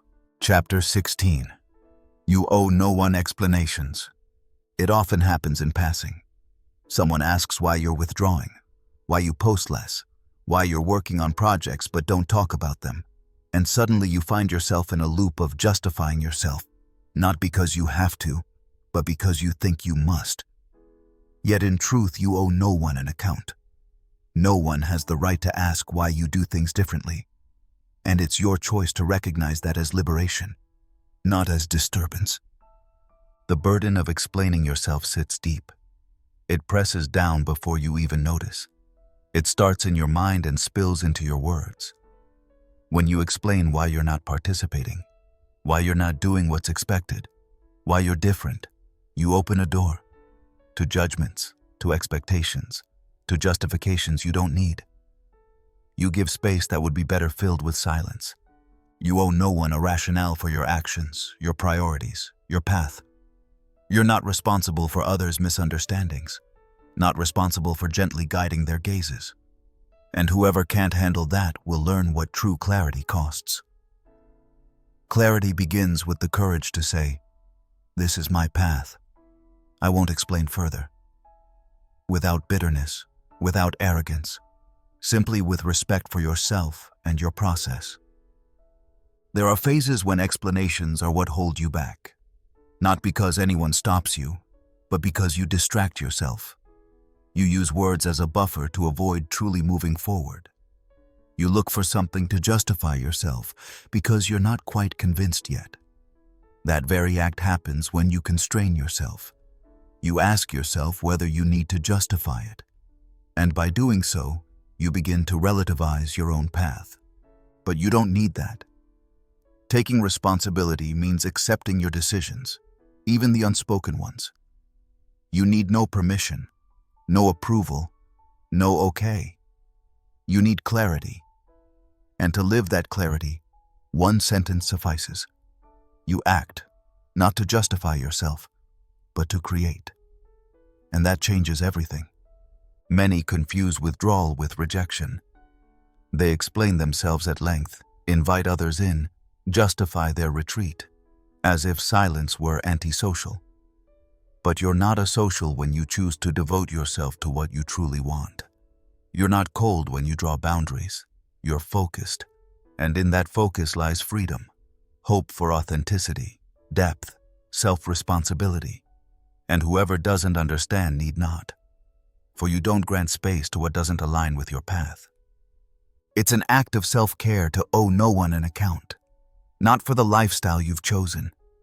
Not for the people you don't give a stage. Not for the times when you simply aren't there. You can be present and forced to explain yourself, or you can be present and want to explain yourself.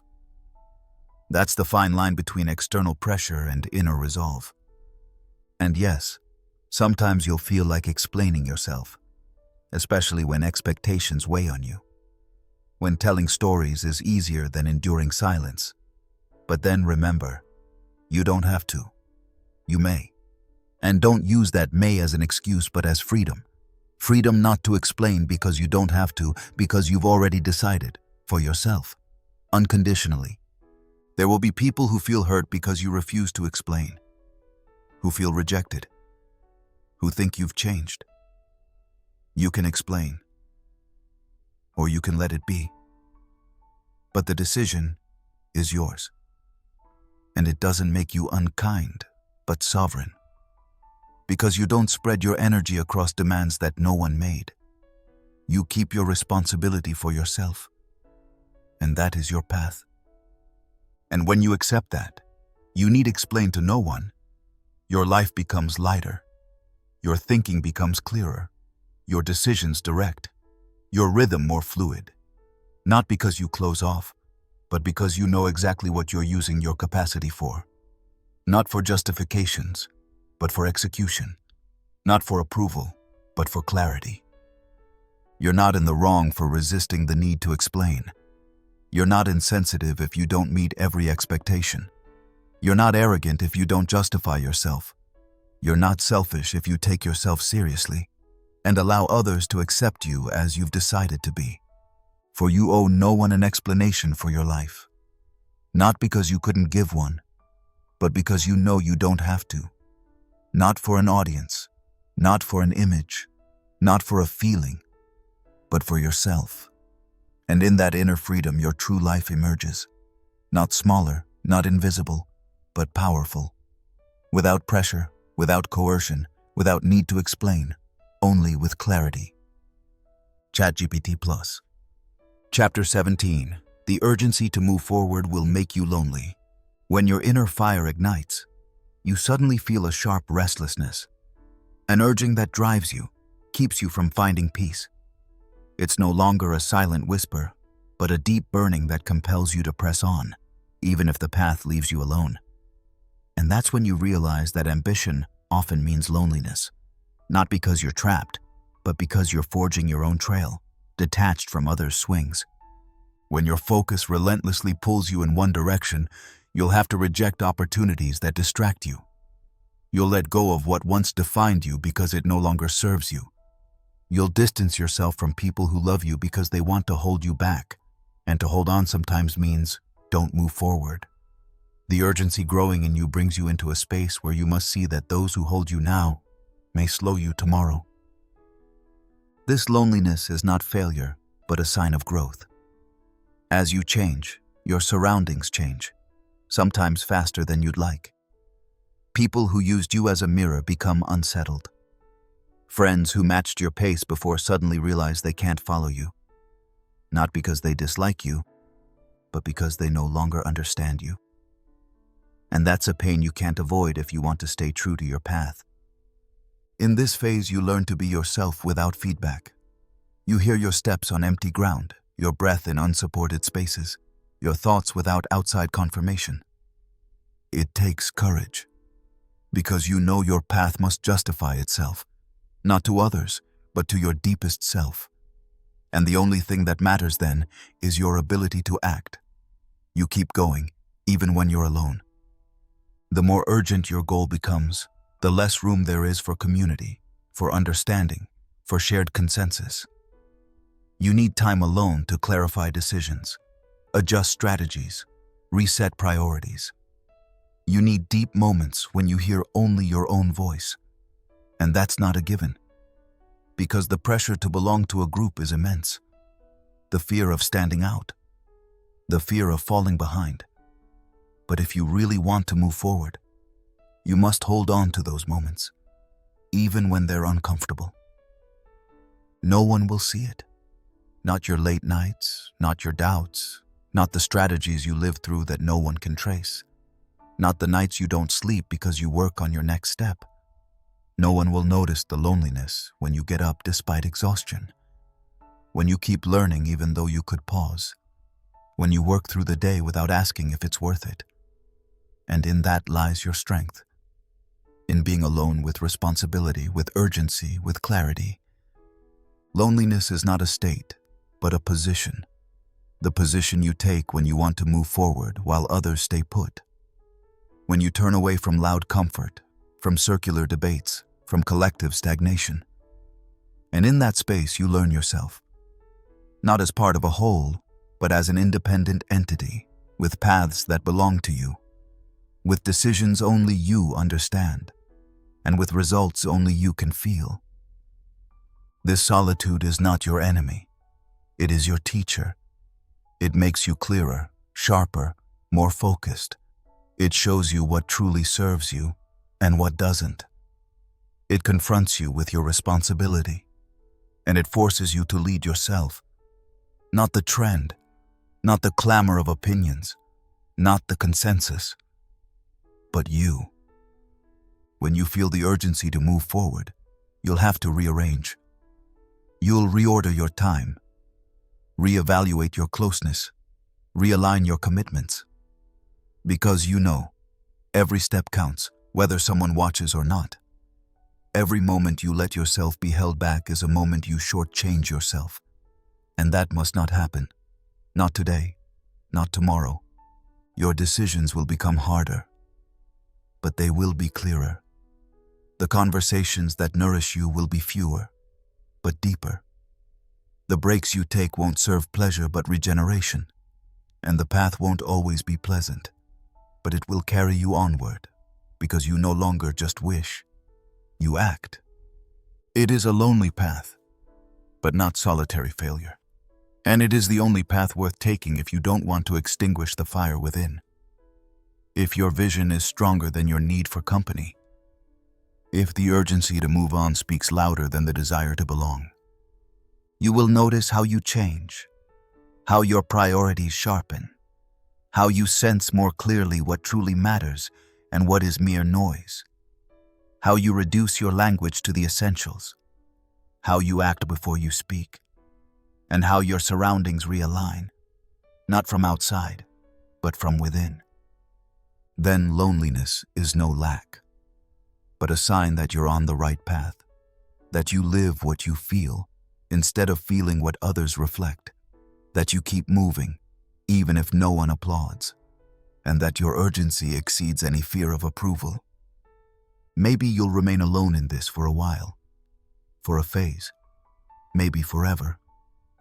But if you accept that, you free yourself from expectations, from external impressions, from the fear of losing yourself. You stay with yourself, and that is the greatest gift when you truly want to move forward.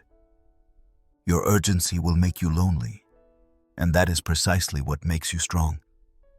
Because in the silence of solitude grows what will one day be loud when the time comes. Chapter 18. Your best version needs no witnesses. There's something many people misunderstand, that what truly matters must be proven, preferably in front of others. They show their progress, their routines, their successes. They document, they post, they stage manage, and they believe that what remains visible has value. But your best version lives beyond observation. It needs no witnesses. You will feel it, not through comments, not through praise, but through a quiet clarity within that carries you. Your best version doesn't emerge under spectators' eyes, but in moments no one sees.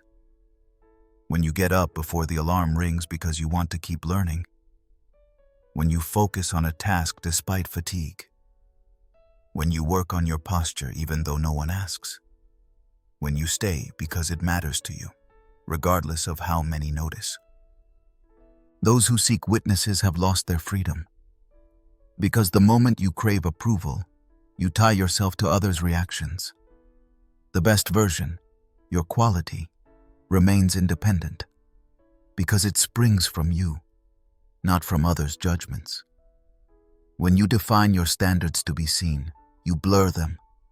You no longer live what you are, but what's expected.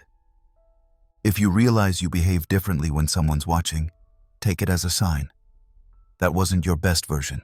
That was the version that wanted an audience. Maybe beautiful, maybe strong, maybe impressive, but ultimately a facade, not an expression. And facade is never as powerful as becoming. Your journey isn't a performance for an audience. It's inner progress that needn't be loud. You'll record quiet advances, and they'll be real.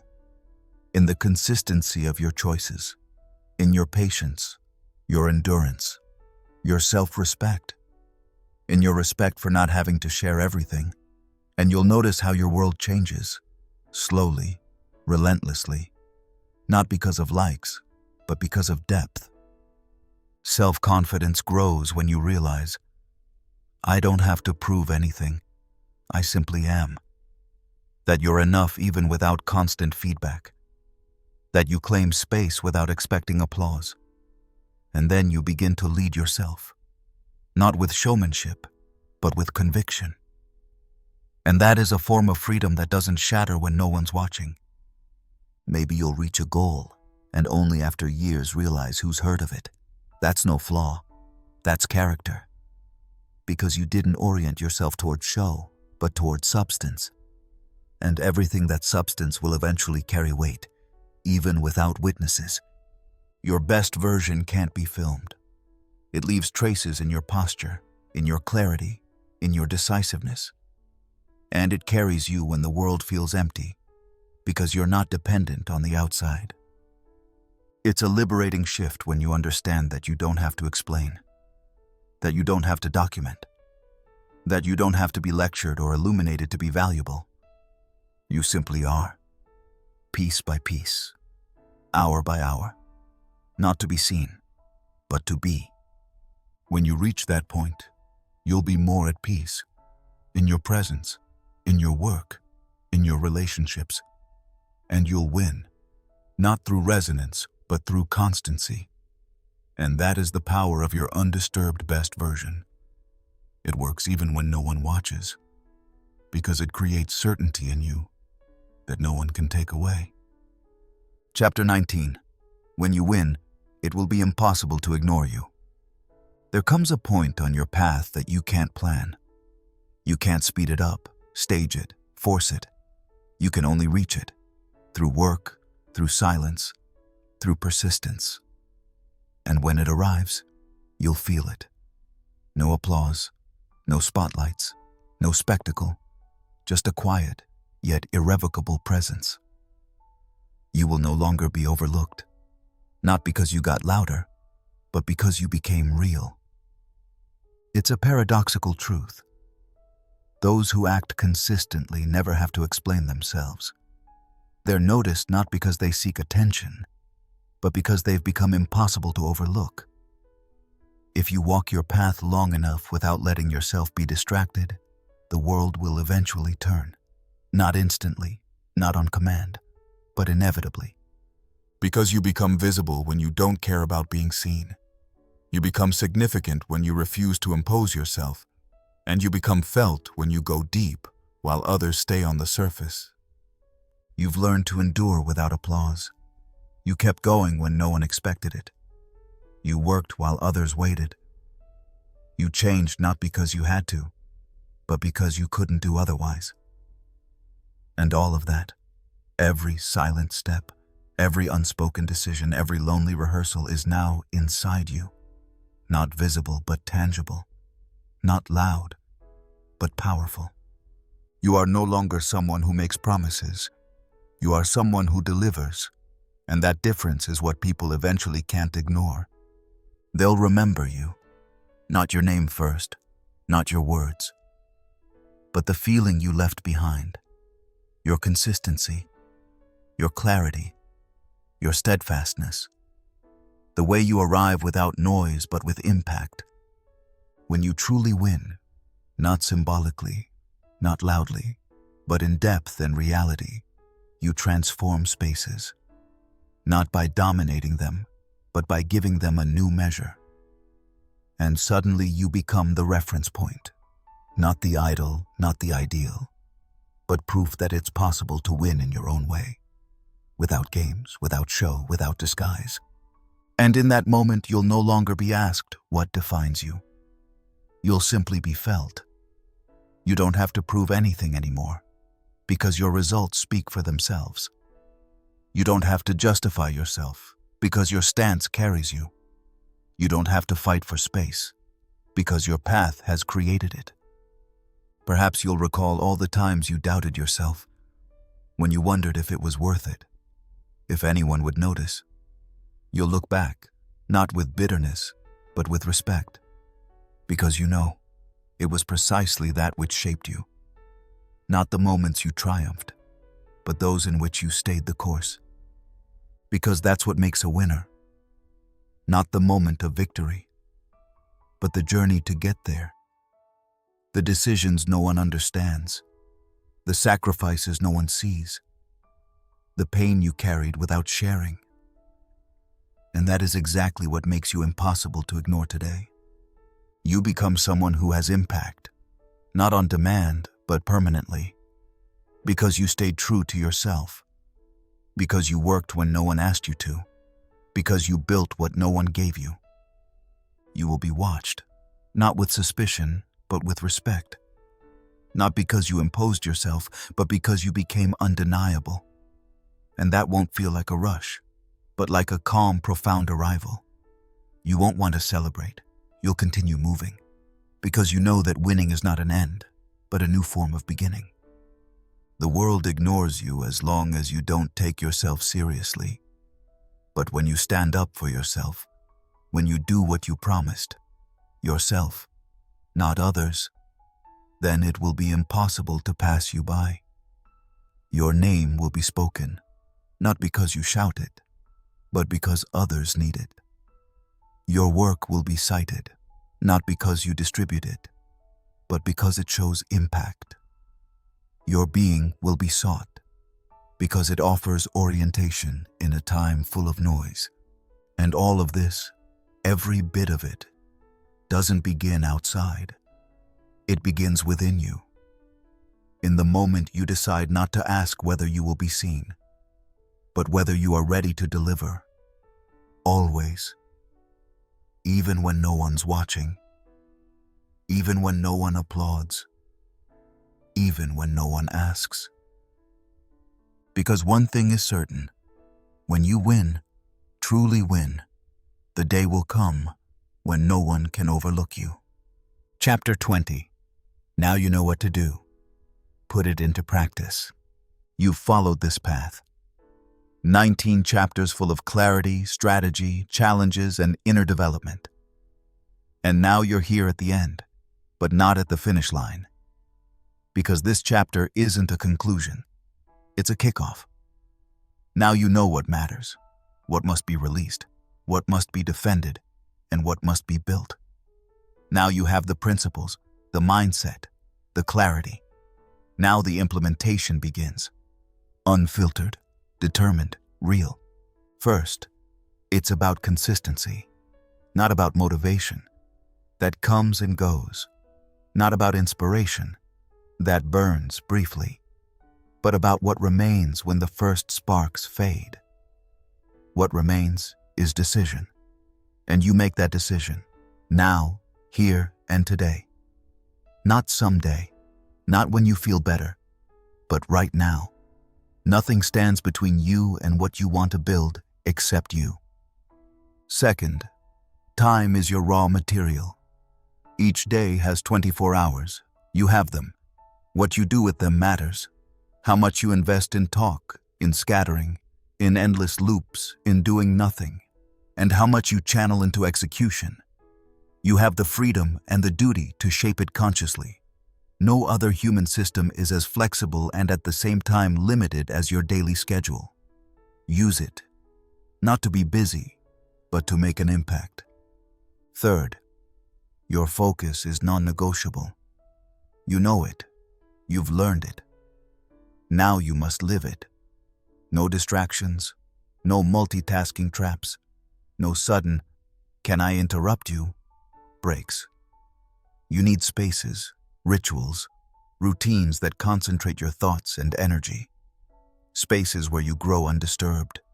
Spaces where you learn, rise, do, even if no one watches. Fourth, protect your energy. You know how crucial it is. Now it's about preserving it. No spontaneous meetings just because normal people do it that way. No going along out of politeness. No digital village festivals when you sense quality slipping away. You decide where your presence has impact or dissipates. Conscious distance is part of your system, your strategy, your execution. Fifth, no more explanations. You've built your stance. You've admitted your priorities. You've formulated your version. And now you no longer need to justify. If someone asks why you omit something, don't answer. Leave it unspoken. Or say, "I have other priorities." Know your reasons, but share only what contributes to execution, not what pulls you out. Sixth, honesty with yourself. There's no substitute for honest reflection. Not in front of others, not in self-deception, but before yourself. What has energized you? What has blocked you? Where have you veered off path? And are you ready to correct it? If yes, do it. If not, stop using the word growth, because action always starts with clarity and adaptation. And adaptation means deciding. Seventh, live calmness in doing. As you act, you'll learn to handle uncertainty. You'll experience that many tasks seem to run into emptiness. That progress gets delayed. That metrics, results, impact take time. And it's precisely in that calm that you develop strength, because it shows whether your foundation is robust enough to carry you through tough phases. Eighth, dealing with criticism and resistance. As soon as you start acting, you'll be mirrored by envy, misunderstanding, withdrawal. And that's not a mistake. It's a signal. It says, you're doing it right. If no one complains, if nothing challenges you, then your life may still be in comfort. Now you begin to grow, and growth causes friction. Learn to see that friction not as downfall, but as an indicator that you're in motion. Ninth, you're not alone, but your path is personal. Yes, you need allies, exchange partners, mentors, friends, but they're not on your exact trail. Some will understand you later, some never. And that's okay. What matters isn't bringing everyone along, but tending to your own path. For those who understand, you're a role model. For those who don't, you're irrelevant. Your impact is measured by results, not by approval. 10th, stay hungry, not for success, but for depth. Not for visibility, but for maturity. Not for consensus, but for clarity. The things that truly matter lie beyond applause. They live in moments that begin inconspicuously, in conflicts, in breakthroughs, in days without reward. If you now continue, quietly, resolutely, awake, one day, nothing more will be needed to recognize you. Then you will have impact. No effort, no staging, just you in your best, longest, most genuine execution. Now you know it. Now you feel it. Now you can't take it back. And that's why. Go now. Not tomorrow. Not when everything is perfect. Now. This moment is yours.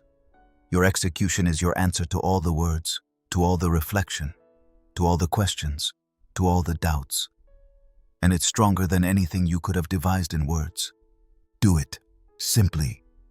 Arrived once more, not to a standstill, but to a start.